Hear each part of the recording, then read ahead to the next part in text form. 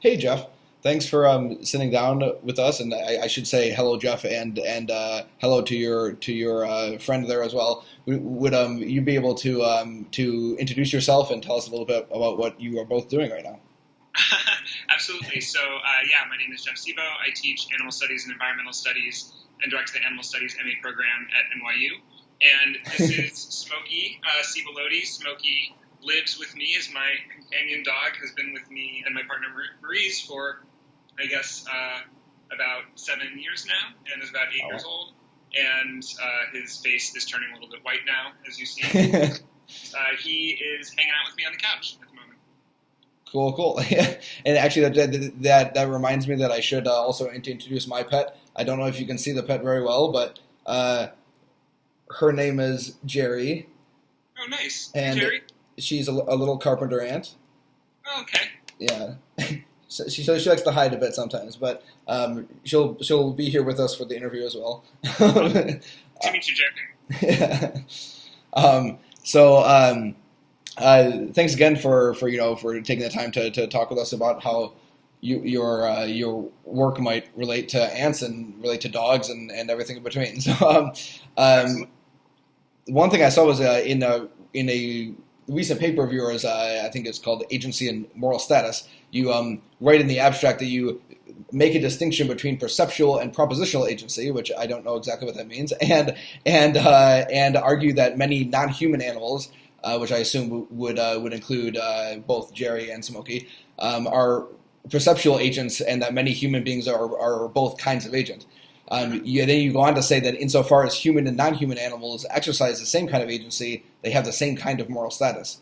Could you explain your argument here? And I'm also curious to know if, on your view, your dog Smoky has more agency than Jerry. Yeah. So the basic idea is that in most of the history and discussions about agency, people have assumed that all and only humans are agents, or at the very least, only humans are agents. So they've had this pretty sophisticated conception of agency in mind, which I use the term propositional agency to refer to. And the basic idea is that on this conception of agency, to be an agent is to make decisions by thinking about what you have reason to do, by stepping back from your beliefs and desires and actions and saying, do I have reason to accept those beliefs and desires, and do I have reason to perform those actions? And so you have to think about things in these general, universal ways, which plausibly maybe at the present moment only humans can do.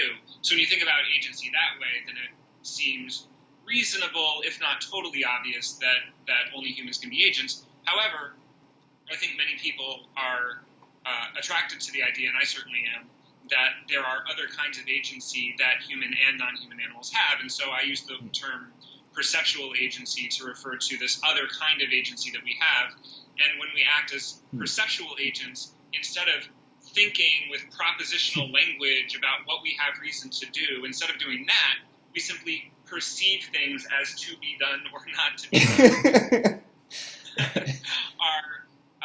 Our perceptual experiences are shaped by our beliefs and desires, and so that gives them a sort of normative character that we sometimes miss, but that is always there. So I see this banana as to be eaten, and it makes me naturally want to reach out and eat the banana without thinking about my reasons. So I see.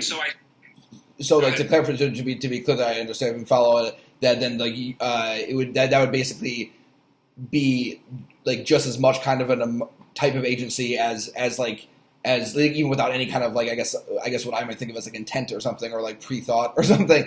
Exactly. Yeah. Exactly right. Both are agency in the sense that they are coming from a decision about what to do that goes beyond acting on mere instinct or reflex. And so you could imagine breaking your behaviors down into something like instinct and reflex at the lower level, followed by perceptual agency, acting on perceptions that are guiding your behaviors, and then propositional agency, occasionally making decisions based on propositional judgments about reasons. And my claim is that when we consider this middle category of perceptual agency, we see that human and non-human agency are a lot closer than we might have thought, because humans are actually acting as perceptual agents a lot of the time, and non-humans are acting as perceptual agents a lot of the time too. So the psychological claim is that we often human and non-human animals exercise the same kind of agency. We act in a way that is guided by our perceptions rather than our judgments about reasons. And the moral claim is that in those moments when we perform actions as a result of our perceptual experiences, with respect to those actions, we have the same kind of moral status, the same kinds of rights and responsibilities. So I have different rights and responsibilities for the banana that I not mindlessly, but perceptually eat, as opposed to the decisions I make and actions I perform in a reflective, thoughtful, logical, philosophical way. Oh, and I think I can see how it makes sense. I don't know, say there was it turns out that banana was owned by somebody else. It seems clear. At least most people think there's still some kind of moral importance there, even if you weren't thinking to yourself, do I have a reason to eat this specific banana, I guess. Exactly. So there would still be some accountability, but it would be different than if I consciously and deliberately chose to steal their banana, knowing all the consequences and thinking through them. That would be a different kind or degree of accountability, and I think we should have theories of agency that sort of reflect that. Interesting.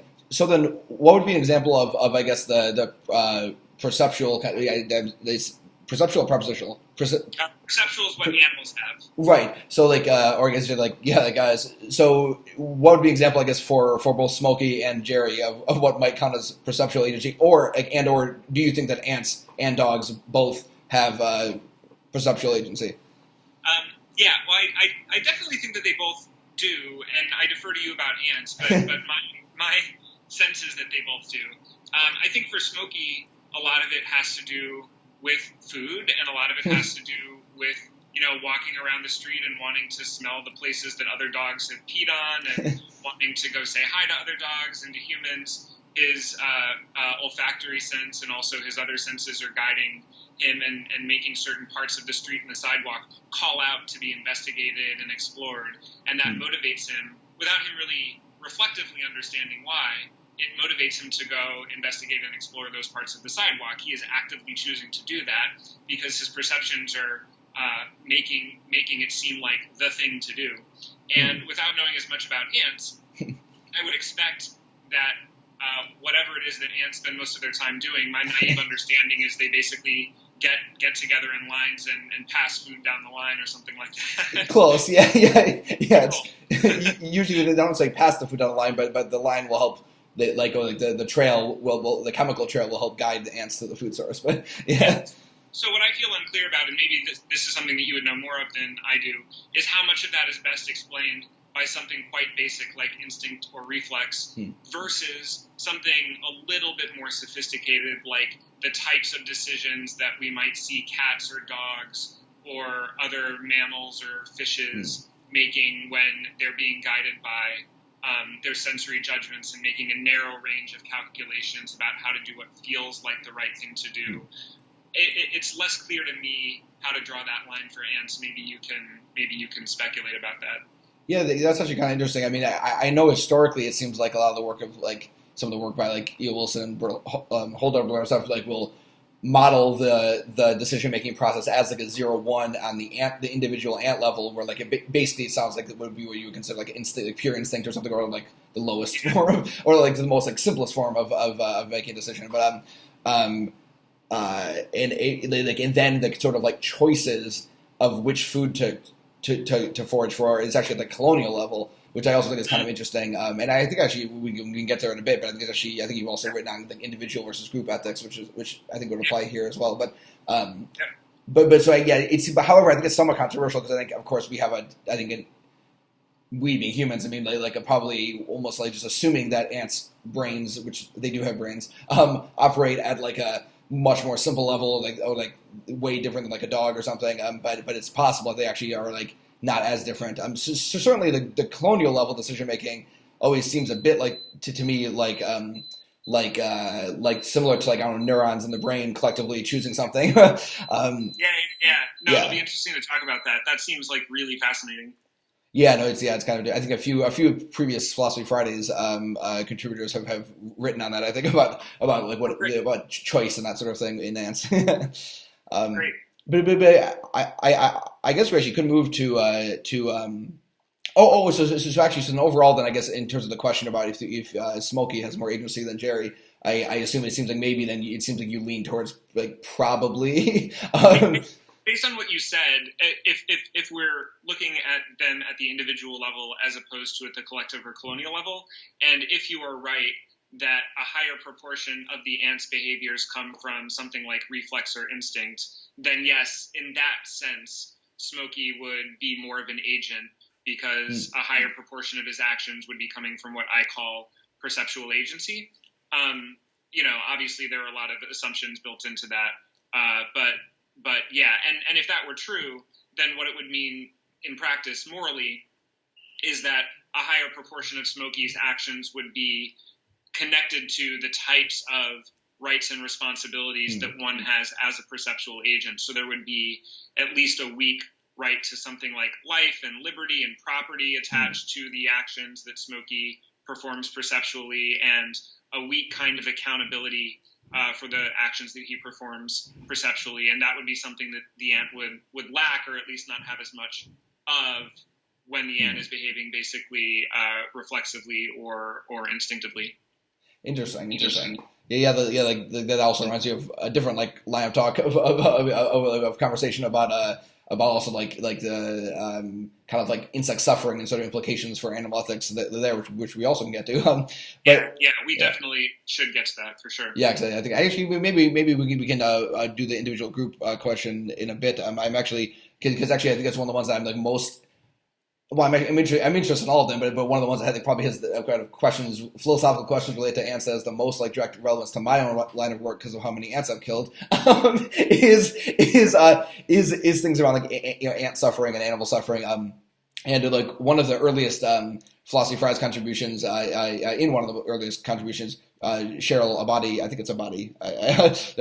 Apologies if I mispronounced the last name. Argued in Consider the Ant that even the possibility of insect pain means that insects are unfit as ethical alternatives to the consumption of vertebrate meat, which I understand you're, I think, pretty involved in philosophical and other discussions on that topic. And Dustin Crummett also, in a later contribution, Ants and the Problem of Evil, kind of in a similar sort of line of thinking that given how many insects there are, like the possibility of insect pain makes the problem of evil like far worse than it would be with just considering vertebrate pain. So overall, like, do you agree with this line of argument? And what are some serious ethical implications of Jerry, for example, experiencing suffering? Yeah, I absolutely do agree with that line of argument. I think that if there is a non-zero probability that ants and other insects are sentient, then ants and other insects end up mattering morally a lot, perhaps in the aggregate more than other kinds of animals do, which is an interesting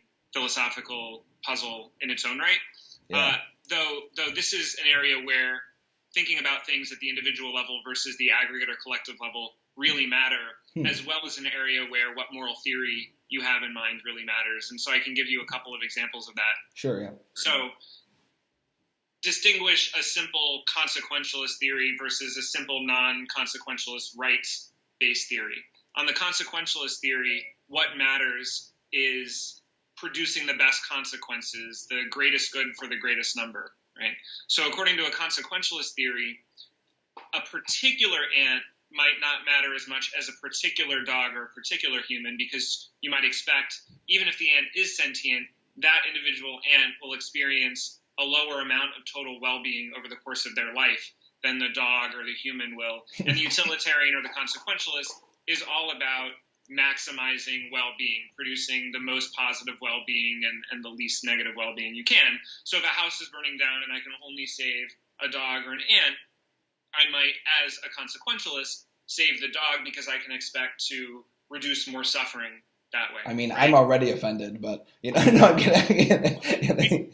However, a rights theorist might or might not agree with that because they think that we can't compare lives in that kind of way by weighing up the amount of well-being they contain. That is speciesist and ableist and all sorts of other things. And so we instead need to hold that everyone has equal rights and treat them equally in these types of choice situations. And I think it's interesting to wonder what a rights theorist would do in those sorts of burning building scenarios. But that is one thing that makes them different. Another thing that makes them different is if you look at the aggregate, and there things get kind of flipped, because there are an estimated, I mean, this is based from the 50s, but an estimated 10 quintillion insects on the planet. That number might be very high, especially with like insect ecosystem collapses. But even if there are like, it's a lot. So do you have an updated estimate? I don't have a specific number. I mean, I know, I think I just recently looked up estimated amount for ants, which I know it's estimated at the biomass of ants, like a back of the envelope estimation that they're about equal to all human biomass. So yeah.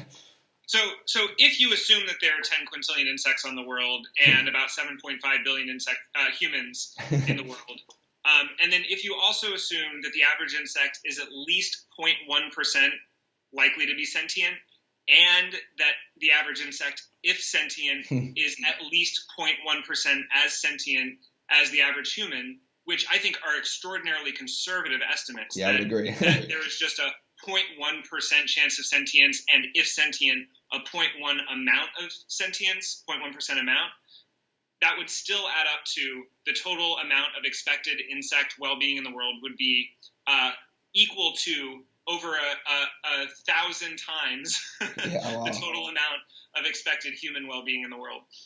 And then if you make less conservative assumptions about that, then you run up the numbers even more. Right. And so from that perspective, a consequentialist, if anything, needs to care most about insects, because in the aggregate, that seems to be where most of the expected well-being in the world is contained, in comparison with human and non-human animals who are bigger but take up less space. Whereas a rights theorist, since again they don't want to add up and compare lives in that way, they're going to refuse to acknowledge the relevance of all of that happiness or suffering in the aggregate, and will just continue to insist that we look at ants and dogs and humans as individuals. So in the local case, the rights theorist is going to care about the ant more, and the consequentialist will care about the ant less. But in the global case, the consequentialist will care about ants more, and rights theorists will care about them less.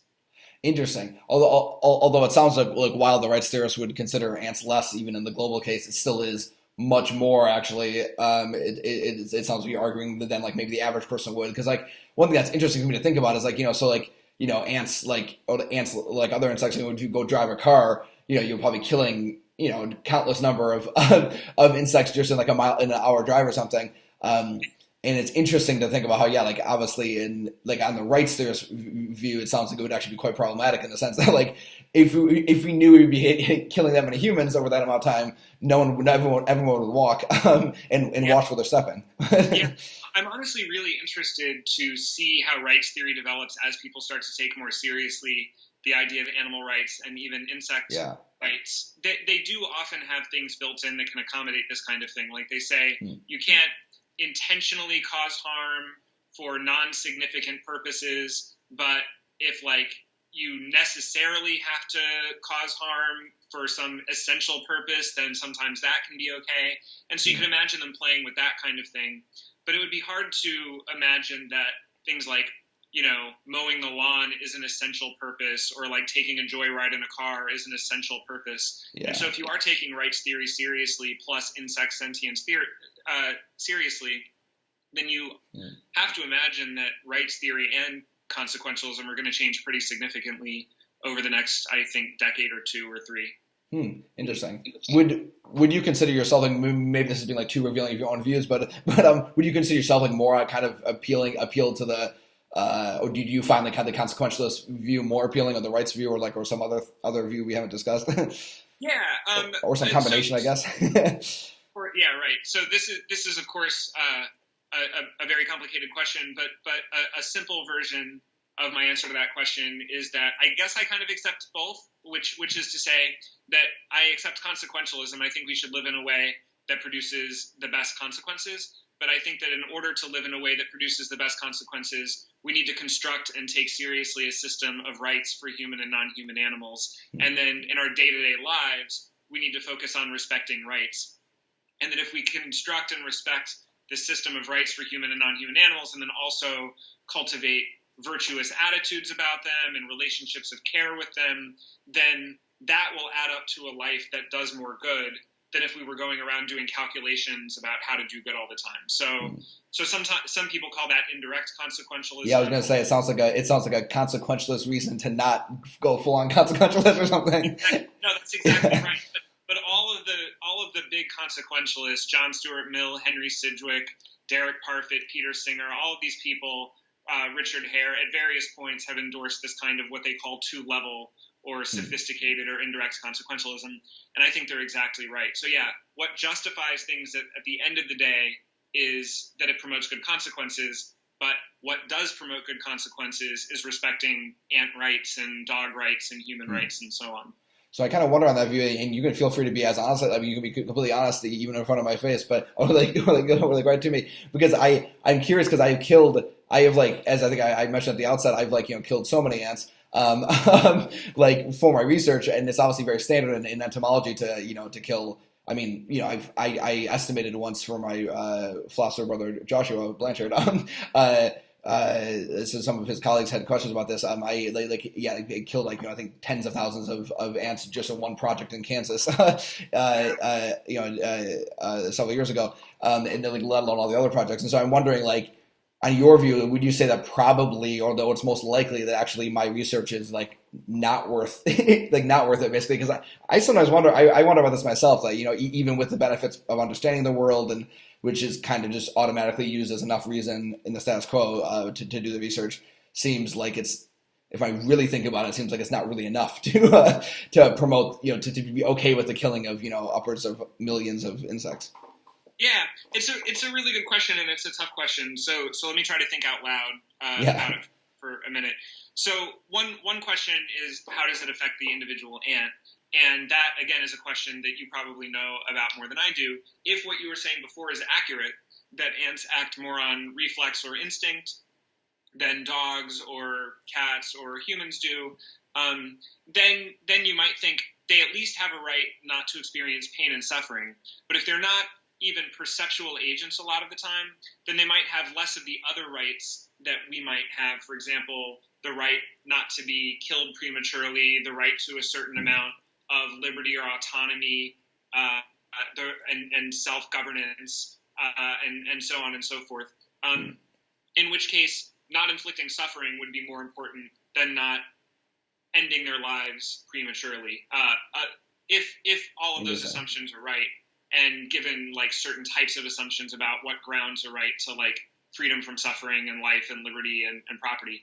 So that in that respect, you might be okay. One other consideration, though, is, and this was coming up today, I was thinking about this today because of everything going on about the bedbug Brett Stevens thing. The Adaliant has issued an official statement on Twitter if anyone watching wants to go see it. But yeah. So there are all sorts of things that we do that violate what Lori Gruen calls the dignity of non-human animals. And as I understand her conception of dignity, it basically means we treat them in such a way that supports social perceptions of them as unworthy of respect and compassion. And when we treat them in a way that supports social perceptions of them as unworthy of respect and compassion, then that can lead to all sorts of other harmful behaviors down the line. And so one thing that I would wonder is, even if relatively painlessly killing ants is part of research, even if that might not too much hurt the individual ant, other than depriving them of future pleasures, which is a bad thing, it could still contribute to a system of animal research that supports a social perception of not only ants, but also other insects and invertebrates and non-human animals as tools or instruments that are here for human purposes. And when we cultivate those attitudes about non-human animals, then that can lead to all sorts of harmful, exploitative, oppressive behaviors in other contexts. And those sorts of considerations make me think, this is part of what makes me be a consequentialist up here, but a rights theorist down here. It might be a mistake to get too in the weeds in our calculations, especially since we'd be motivated to do the calculations in self-serving ways and could be wrong about them. It might be better just to be an abolitionist about animal research across the board and find other ways that are compatible with treating animals as like fellow community members, other ways to get the knowledge that we need, and so on and so forth. So I think, to be completely honest, that on balance, I would probably be opposed to any kind of research that results in harm or death for animals. Though I'll acknowledge that these things come in different kinds and degrees, and what you're describing doesn't seem as bad as lots of invasive, non-consensual, non-therapeutic, like primate research and so on and so forth. Right. Yeah. Even though it is interesting. I mean, it's funny because I kind of have both in practice. Obviously, in my actual practice, I've obviously decided to just like be okay with killing insects. Yet also, if like really pressed, I would actually, I kind of assume that like, you know, has some number of years, even if it's like 1,000 years or some amount of years, that actually like at least the restrictions on insect research even will be much higher than they are now. Whereas right now there's like basically none. Similar to like how some like cephalopods and stuff are actually considered honorary vertebrates and things like that. Because because vertebrates are considered this elevated like status, just because of their like mental capacities and some research that has shown that all the different sensory capacities they have. It would not be surprised if insects kind of end up with further research, end up being in that category as well. And yeah, I think that will. I mean, honestly, I'm excited to see where things go, but my expectation is that eventually all animals, or at least the vast majority of animals, will end up being thought of as sentient and as part of a circle of moral concern, and actually that will extend even beyond animals to digital sentient beings and artificial intelligences and other types of like individuals and collectives that are even weirder to imagine than ant colonies and bee colonies and so on. Interesting. Yeah. That's, I mean, I guess we've actually already been chatting for almost like 30 minutes now, but I am actually interested in that topic of the group versus individual, which is maybe, I think we've kind of touched on a decent amount, but I've been interested in anything more you'd want to say about, specifically I'm interested in, kind of how the individual versus group ethics affects like environmental and animal ethics, or like what you see as the kind of like relationship between the two. And then, then specifically with like ants, if like especially given what I guess I've said about how ants seem to function, if Jerry's home colony matters more than Jerry as opposed to Smoky might just like have like the Smoky maybe have like the same as like an ant colony's amount of ethical importance. Or yeah, I think this is one of the most interesting questions. So I'll say maybe a couple of things. One is that a lot depends here on what we think about the philosophy of mind and consciousness and agency, because there are at least two ways in which the groups could matter. One way is that, of course, they could matter for individuals, like our communities matter in part because they give our own lives meaning and make possible our own projects and relationship, and they make our lives richer and give us like pleasures and happiness that we might not otherwise have access to. But that's kind of like ultimately sort of like self-refer. It's still kind of individual at the end of the day. Yeah, exactly. So in that respect, these groups or communities are in a way instrumentally or extrinsically valuable. They are valuable in virtue of the way in which they improve the lives of their individual members, right?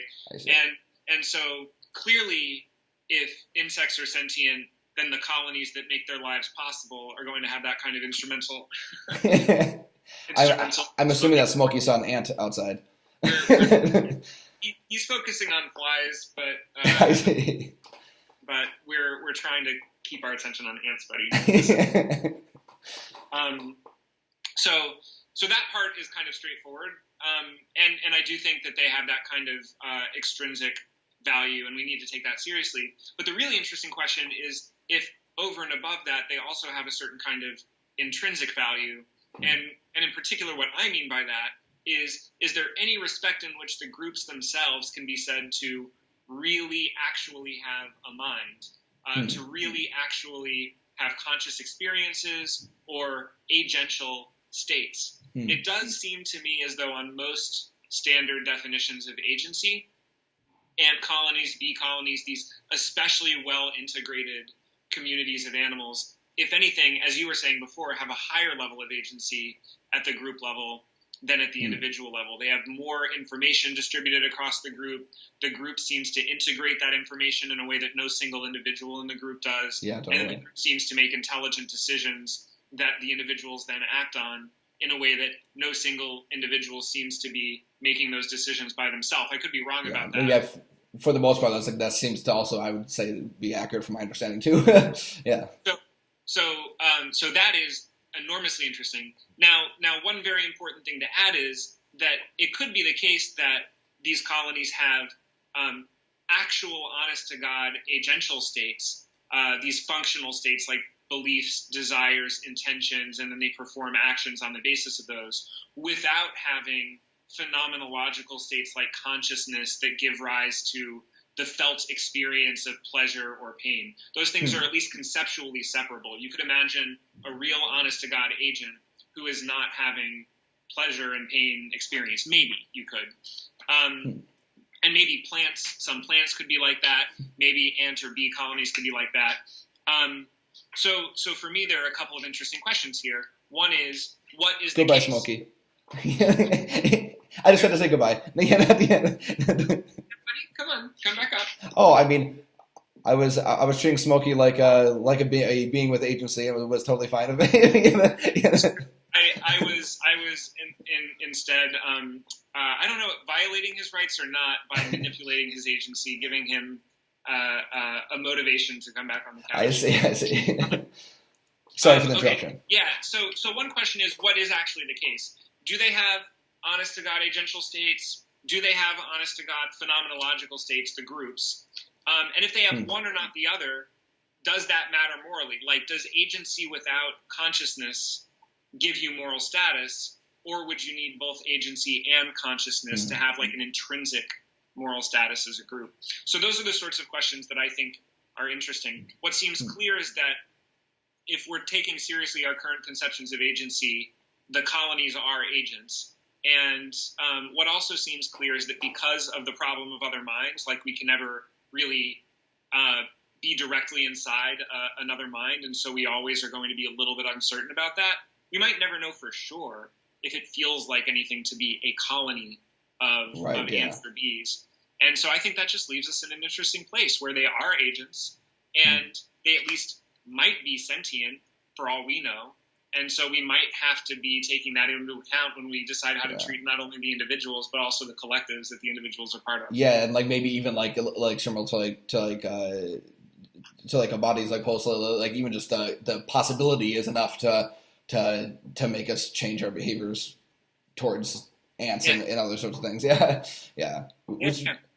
So I think those are really interesting puzzles. What's clear though is that I think the individuals have a non-zero probability of being sentient, and for the reasons you were mentioning before and that we were talking about, as long as they have a non-zero probability of being sentient, then given the sheer numbers, we have to place a pretty high priority on reducing expected insect suffering, which I think is starting to be taken seriously in advocacy circles, but is still it still has a long way to go in academic circles. So I'm hoping that more academics will be like drawing attention to those questions. Yeah, so it's actually like I was actually curious, like kind of like shifting a little bit into maybe the last like few minutes. The like actually, so are you personally involved with like advocacy work with like animal ethics and kind of because I'm always interested in like how like academics and both in sciences and in philosophy kind of apply or like work on kind of affecting like impacting the world through like what they're doing. And so I'm wondering both what kind of things you're involved in, and also like how you might imagine kind of bringing insects and organisms like that into a kind of understood as having a higher ethical status might impact policy and that sort of thing. Absolutely, yeah. So I am involved in advocacy. My main form of involvement is through governance work. I don't know if that came across in the audio, but this is Smoky is starting to realize that it is about time for FOOD. I see. He can wait a minute. So I work with nonprofit organizations that promote animal studies and support animal advocates. So I'm on the board of directors of Animal Charity Evaluators, Minding Animals International, and then I work with a couple of other nonprofit organizations too on their executive committees or advisory boards. And so of those, I think Minding Animals and Animal Charity Evaluators both do interesting work. Both do interesting work in connection with insects. So Minding Animals is building this international infrastructure for people who do animal studies and connecting animal and environmental issues, as we are at NYU in the Center for Environmental and Animal Protection. And part of what we want to do there is find conceptions of compassionate conservation that can in some way integrate the needs to preserve biodiversity with the needs of the individual animals in those species and ecosystems, including the insects. And then Animal Charity Evaluators is an effective altruist organization that finds and promotes the most effective ways to help animals. And part of what effective altruism as an advocacy movement has done is direct attention not only to the importance of farmed animal suffering and wild animal suffering, which are largely neglected in the advocacy space, but also to the possibility of insect suffering as a high priority cause area. In particular, there are some people like Brian Tomasic is one, a person in the effective altruist movement. Oscar Horta is a philosopher. There's some other people too who have really been promoting this idea that we need to draw attention to wild animal suffering and then insect suffering in particular. And that is actually starting to have an effect on the allocation of resources in the movement. People are starting to seed organizations, in other words, found and financially support organizations that are trying to build up research on wild animal sentience and protection, including insects. So I imagine, because one thing I was thinking is that then probably I'm sure it sounds like these organizations would most likely be at least worried about or in possible direct opposition to movements towards like entomophagy or like eating insects, kind of like as an alternative to me. Like I imagine some, because although I guess some might also support it as like a better than status quo move. Yeah, but, yeah. This gets really complicated because it really has a lot to do with your theories of change and what you think the realistic alternatives are and their strengths and limitations. I am personally pretty strongly opposed to moving in the direction of eating insects for exactly the reasons you were describing. I think if they might be sentient, then we need to take that seriously and extend them rights and not regard them as resources. And so I'd be opposed to eating them for that reason. But there are some people who think, look, industrial animal agriculture is such a crisis that this is an all-hands-on-deck moment, and we need to make use of whatever combination of, like, beans and plant-based meat and cell-based meat and crickets, whatever combination of those things is going to get us off of industrial animal ag we need to do, and we should keep all Don't listen, Jerry, it's okay. I disagree with that perspective, but I do agree that it's such a crisis that we should be thinking with a somewhat open mind about what the best way is to get out of it. Yeah. It's actually interesting at the most recent the entomology meeting, or the like international entomology meeting in Vancouver. Like I had some, like there was some like insect based chips that I had with Jonathan Ishikawa Jenkins. He like visited for a bit when we each had a trip, and like like it's now I'm like reconsidering that act. No, I would not eat them. I mean, again, as with research versus like typical invasive research on primates, these things come in degrees, and I would more readily eat an insect chip than I would eat, like if you had to choose, some bacon or something like that.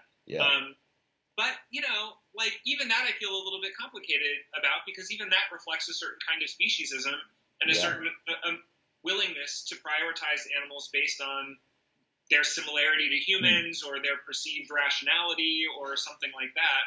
And I think that is maybe something that we should be pushing back against more than we are. So I would probably not eat the insect chip either if I had, like, an affordable, healthful, sustainable, like plant-based alternatives to that. Right, yeah, and I'm aware that all of these things are contingent upon, like, the kind of modern kind of capabilities that we have to pretty easily have non animal based food. But yeah, interesting. I I feel like we've actually covered quite a bit of topics, and actually we've been talking for 40 minutes. These chats always end up going longer than I expect because it's always very interesting. Oh, cool. Yeah, I had no idea how long you were expecting it to go. So No, yeah, I mean, I'm flexible, but I understand that Smoky seems a bit hungry. But I guess I could just ask a few other kind of really quick, sort of a little bit more lighthearted questions in some ways. But one is, I guess, to end off the interview, but one is, has Smoky had any notable ant experiences that you're aware of? That's a really good question. He definitely loves insects. I mean, I have no idea what he would do with them if he caught them. You've seen throughout this conversation him trying to catch a fly. And I thought maybe you were joking about fly. It was actually a fly. Snapping flies the entire time. And that's ironic. he thinks of them as friends, but I literally have no idea what he would do. He might eat them if he caught them. But as far as I know, he's never caught one, and that extends to bunnies and squirrels and deer. He wants to be friends with all of them, and I think that would be true about insects too. But we don't, as it happens, have ants in our apartment, and so I don't know what Smokey would do around ants in particular. I'm sorry, I can get back to you. Yeah. I'm sure we will at some point. Hopefully your house will be blessed by ants at some point, yeah. And then I guess I was going to ask how you think that Smokey relates to ants, but I think you covered that. And then and I guess as my final question, I believe that you were in China recently, where I also do some of my ant research. So I was just wondering if you saw any ants in China. Weirdly, I might have, but I don't have a memory of having seen ants in China. And I was there for 6 weeks, so you think I would have seen an ant at some point. You're a true speciesist. They were probably there and you just ignored them. Right. I really am such a speciesist. I just filter them out because they mean nothing to me. And, this is something that we all do and is deeply problematic. I did see a fair number of pigeons and cats and dogs and some bears and panda bears, although I recognize that those animals are all in various respects different from ants. Well, yes. So I'm sorry. They're all less important, according to many readers of the Daily Ant. But not in their intrinsic moral standing, but in other various respects, they are different. Yeah. Even I can admit that a panda is pretty darn cute. But though really, what stole the show briefly is the bear sanctuary. They have this incredible bear sanctuary outside of Chengdu.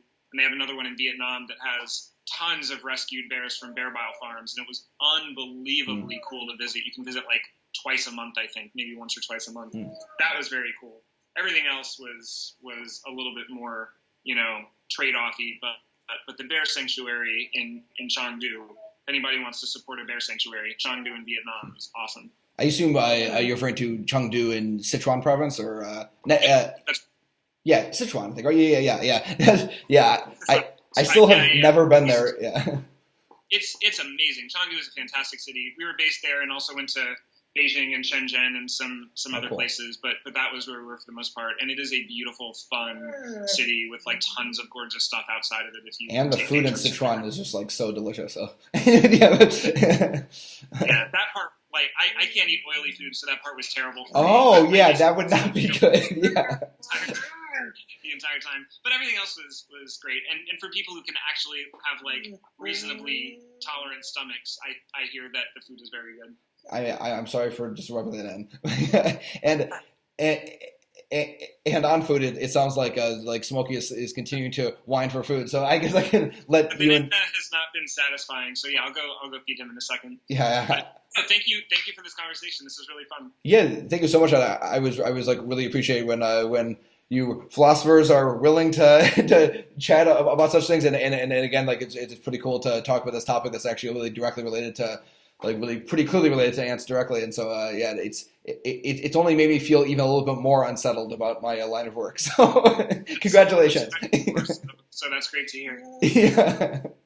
I'll see you around at some point, and maybe we'll cross paths in China somehow. Sounds great. Have a good rest of your day. See you, and thanks to you and Smoky. All right. Thanks you.